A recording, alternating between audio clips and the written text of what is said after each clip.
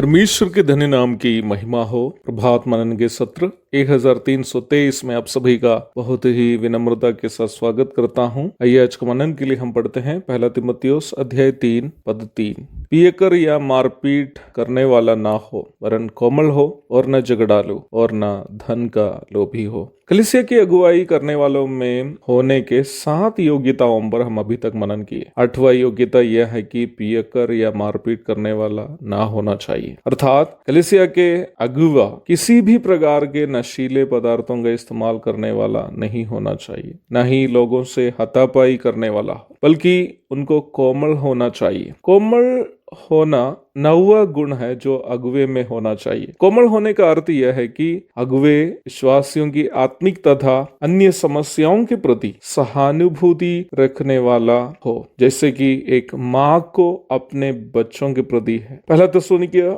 2:7 में पौलुस थिस्सलुनीकी के विश्वासियों से इस प्रकार कहता है, परंतु जिस तरह माता अपने बालकों का पालन पोषण करती है, वैसे ही हमने भी तुम्हारे बीच में रहकर कोमलता दिखाई है। कलीसिया के अगुवे का काम केवल रविवार में आकर रोटी तोड़कर देना या लंबा चौड़ा भाषण देना नहीं है। एक कलीसिया में मान लीजिए कि 50 सदस्य है, उसमें 50 के भी पास कुछ न कुछ समस्याएं होगी। पारिवारिक समस्याओं से लेकर पारिवारिक समस्याओं से उलझने वालों से लेकर मानसिक तनाव से परेशान लोग तक कलीसिया में होंगे। अगुवे एक ऐसा व्यक्ति होना चाहिए जो हर एक सदस्य की समस्याओं के लिए प्रायोगिक तथा आत्मिक समाधान जिस तरह एक माँ समझाती है वैसे ही समझा सके। मुझे ये कहने में अत्यधिक खेद है कि बहुत सारे कलीसियाओं में अगुवे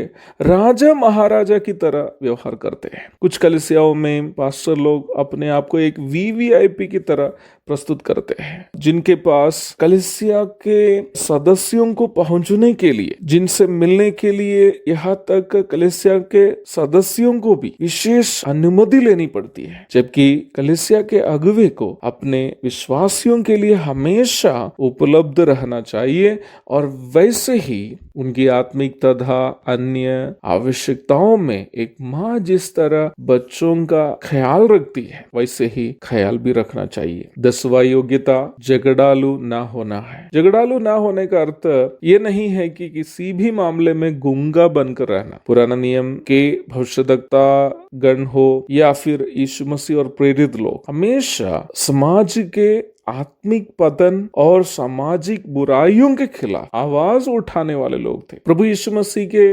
प्रवचनों को देखिए या फिर प्रेरितों की रचनाओं को देखिए, पाप और झूठी शिक्षा के खिलाफ वे लोग जंग लड़ने वाले क्रांतिकारी थे। इसलिए समाज के या कलीसिया के पाप के खिलाफ आवाज उठानी या झूठी शिक्षा का विरोध करना आदि झगड़ा नहीं है जिसका जिक्र यह कर रहा है। फिर झगड़ालू नहीं रहने का अर्थ 2 तीमुथियुस 2:24 में हम इस प्रकार पढ़ते हैं, प्रभु के दास को झगड़ालू नहीं होना चाहिए, पर वह सबके साथ कोमल और शिक्षा में निपुण और सहनशील हो। यह सहनशील होने का अर्थ यह है कि अगुवे एक व्यक्ति के रूप में उनके ऊपर होने वाली मानसिक एवं शारीरिक हमलाओं को शांति से सहने वाला होना चाहिए, पर वचन सिखाने के मामले में नम्रता से विरोधियों को समझाने वाला भी होना चाहिए। पद 25 भी आप पढ़ लीजिएगा। अर्थात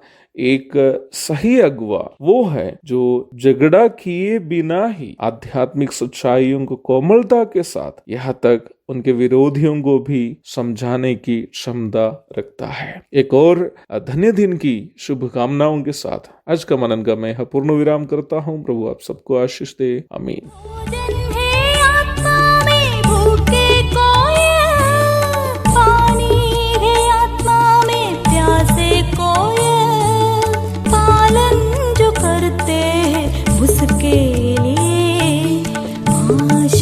पाने का साधन है ये वचन, प्यारा वचन, यीशु मसीह का प्यारा वचन।